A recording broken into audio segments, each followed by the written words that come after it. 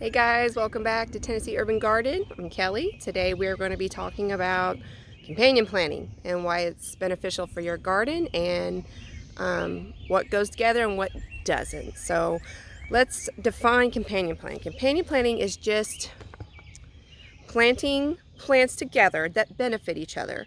Now there's every plant has a companion plant that helps it in some way, whether it puts nutrients back into the soil or it's a deterrent for the pests that like that certain vegetable or whatever you have planted in your garden.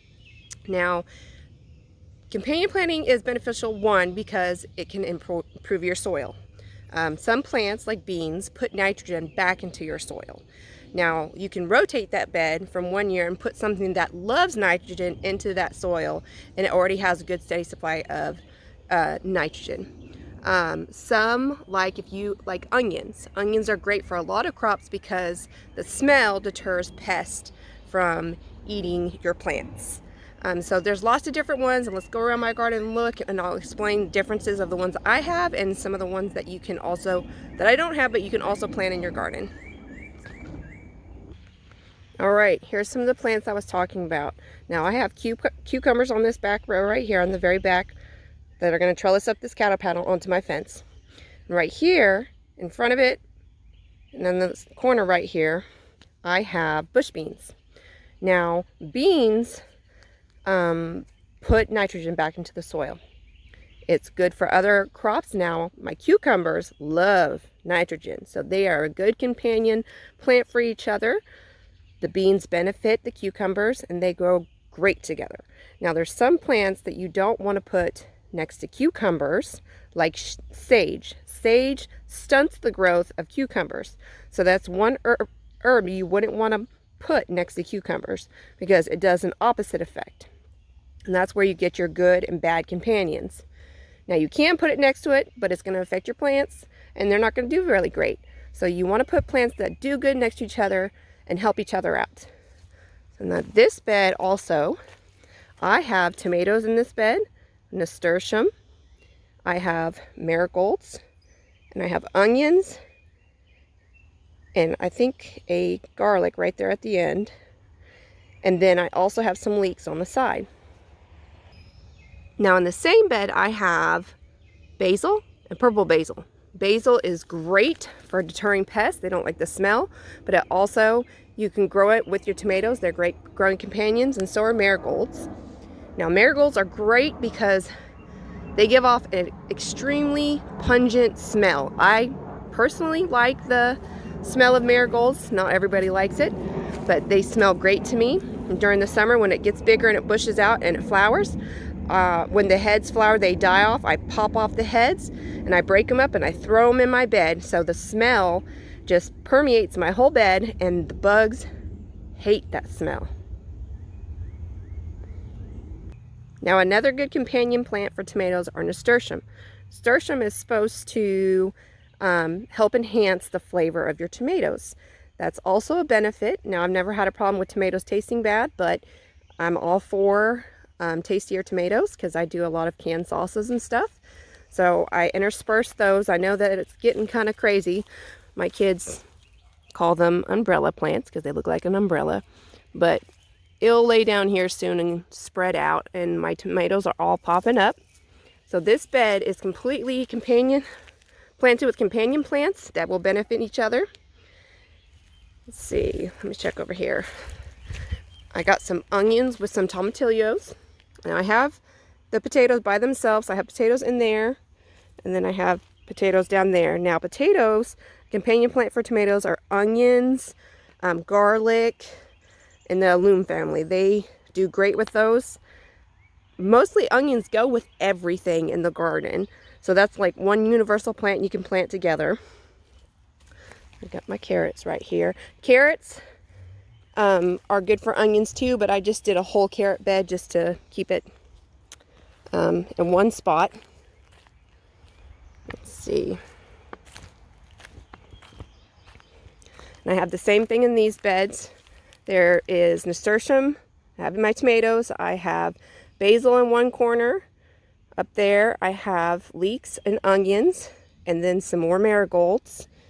If you get anything for flowers for your garden, get marigolds. Most people say French marigolds, but I've not really noticed a difference. I just pick up whatever marigolds they have at the store. I try to get a bunch of different varieties, so I've never had a problem with that. But I would get marigolds and nasturtium, so they're supposed to benefit your plants. I didn't plant anything with my garlic. That's all by itself. Now right here, I have peppers in this bed. I have jalapenos and serranos, but I also have chives. Chives are also a good companion plant for lots of plants. You can put them as borders or in the beds. It's not going to hurt anything. Same thing with this bed. And then I have companion plants here. Now I have sunflowers, and I have a row of squash and zucchini. And I also have cucumbers growing up there. That's going to trellis up that. And then back here I have the Three Sisters gardening, which is corn, beans, and squash. So I have the corn. The corn's not very big. I started my beans. We've had a really weird spring, and the spring was very cold, and it stunted a lot of growth of stuff that we would usually have would be bigger by this time in the year, but it's not. So everything's, the heat and humidity is building back up, and they're starting to do better. But I have corn. The beans can go up the corn, but I have them on poles because the corn's so little. But this, when these get bigger, the squash and zucchini, the leaves will get so big they'll provide ground cover. That's another thing, benefit of companion planting is ground cover. It keeps the soil moist where it doesn't dry out and crack and get really hard and you have to water more.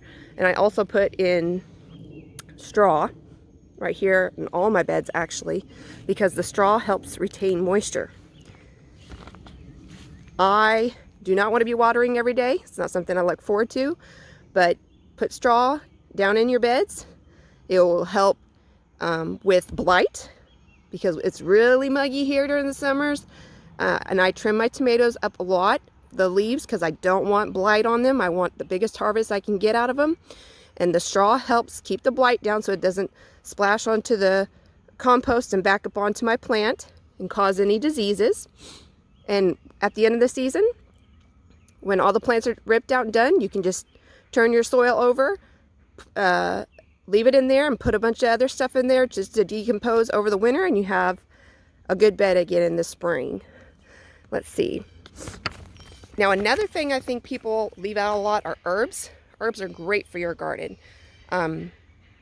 Name any herb, it's great, except for, remember, sage is not good for cucumbers, but most of the herbs are universal. Now I have rosemary, I have dill, I have, let's see, I have oregano, sage, thyme, the regular thyme and lemon thyme. All of those are great. I mean, you could put them around the borders of your garden, like right here. Right here. Right here on this border right here, I'm going to put more herbs. Now right down here I have some chives. I have chives on both sides. One was stomped to death by my daughters. Thank you, daughters. But I intersperse them into my garden. It's beneficial that way. Now dill. Dill is great at keeping pests away. This dill will get huge and just overtake the space at one point. It's really little right now, but it will get huge. It's great for deterring pests. The only thing you want to keep dill away from is carrots. They don't do good together. Don't put it next to your carrots. This is actually lemon balm. In a previous video I said it was mint. It's not, it's lemon balm.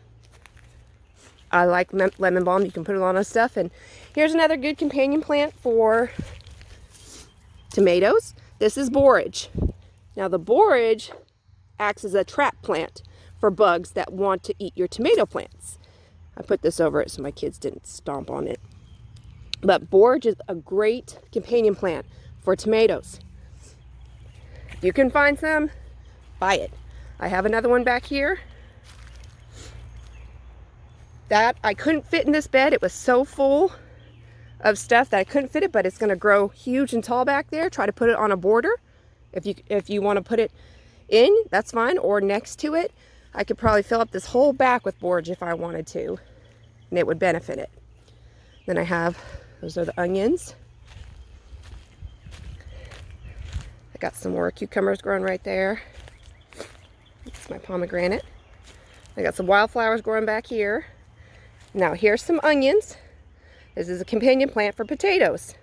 The bugs don't like the smell of onions, leeks, and garlic. Those are pretty universal to spread out through your whole garden because they do not like it one bit. Okay, now I'm down here at my greenhouse. I love it. This is lemon thyme, rosemary, and sage. I purposely put the sage over here away from the main part of the garden, but sage is another deterrent. It smells great. I love it. I'm going to harvest some of these. I mean, these plants were tiny last year. I mean, it was about this big, how big it was when I put it in the ground, and now it's monster size. These are great for keeping pests away. I also have plants over here. I have some in my greenhouse. I have my avocado tree, my key lime, and my lemon, which has fruit on it right now, setting. And then my olive. And then I have some more garlic back here in a pot. And I have some onions and carrots right here. As I originally planted carrots in this pot. It's really hard to see because the sun's coming through. But I put carrots in that pot originally, and the little chipmunks decided they want to tear up my pot. And so I turned the dirt over, put some Walla Walla onions in there, and then lo and behold, my carrots started popping up. Now I planted, you can't see it, but there's some right there, there, and there. Those are pumpkins. And I put the pumpkins over here because I wanted it away from the rest of my garden so it can just grow and vine out and get huge and I wouldn't have to worry about it. But one that I would talk about is melons, because melons, I would try to find a section for your melons away from everything else, because they don't do good with other plants because they use a lot of nutrients. And if you're putting it next to something else where it's competing for those nutrients, they're going to fight for them. So try to find a separate spot for your melons, your watermelons, your cantaloupe, things like that. But let's see what else we got over here. All right, so I wrote a list out because I would not remember all these offhand. Now, you can go onto Google and type in companion planting chart, and it will pull up and hit on images and go down. It will pull up tons of charts that you can look at and base your garden off of that. But I will tell you one that I like a lot. It's called survivalgardener.com. They have a great chart. It has pictures on it to show you what is good and bad for each thing. It's been a huge resource for me. Let's see if we can, there we go. Now I'm going to read off some of these. Now, peas, corns, and beans increase nitrogen in the soil, which cucumbers like the nitrogen in the soil, so you can plant those near those. Carrots, onions, radishes are good companion plants for cucumbers. So if you really like cucumbers, you can plant those next to them and they will be beneficial for your cucumbers. Let's see. Marigolds, once again, plant them everywhere. It's not going to hurt anything. They smell great and they deter pests. Nasturtiums also. Don't leave out your herbs: oregano, dill, chives, basil, rosemary, sage, mint, lavender, thyme. Let's see. Basil repels flies and mosquitoes, and we live in Tennessee and it's mosquito heaven. So that's always a good thing. Basil, oregano, and parsley grow good together. Chives you can plant all over the place. Rosemary, plant that near your cabbage. It deters the cabbage moth. Let's see. Borage, we already talked about borage. Garlic, plant garlic. You can plant garlic anywhere. And one thing that a lot of people don't know, roses love garlic. So if you are able to plant garlic near roses and you're not going to spray anything on them that's harmful for the garlic, if you want to harvest the garlic, even if you didn't want to harvest the garlic, you just wanted to keep the Japanese beetles off your roses, garlic is a great option because they hate it. Tomatoes. Here are some companion plants for tomatoes. Thyme, radishes, basil, dill, borage, carrots, onions, nasturtiums, chives, garlic, and marigolds. Cucumbers, companion plants are corn, lettuce, beans, dill, potatoes, basil, marigolds, and sunflowers. Potatoes, corn, cabbage, chives, leeks, and onions. Squash and zucchini. Beans, sunflowers, garlic, marigolds, corn, peas, nasturtium, and dill. So dill's a great option. Just keep it away from your carrots. Melons, garlic, dill, lavender, marigold, and wildflowers are good for your melons. But just remember, when you're companion planting, you don't have to stick a ton in there. Just try to intersperse them in to help with the pest control. Because you don't want to be spraying your plants constantly trying to get rid of pests.